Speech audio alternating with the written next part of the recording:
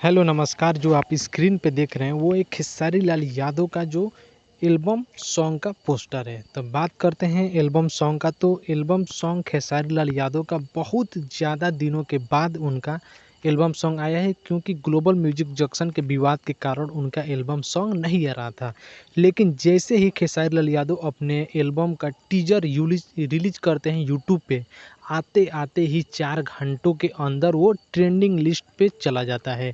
बात करते हैं इनका फुल वीडियो का, तो ट्रेंडिंग में टीजर जाता है और उसके 2 दिन बाद जब उनका गाना रिलीज होता है फुल वीडियो के साथ, वो भी यूट्यूब चैनल पे, तो जैसे रिलीज होता है 7 घंटा के बाद वो ट्रेंडिंग पे जाता है। म्यूजिक सेक्शन 4 पे ट्रेंड कर रहा है, अभी देख सकते हैं।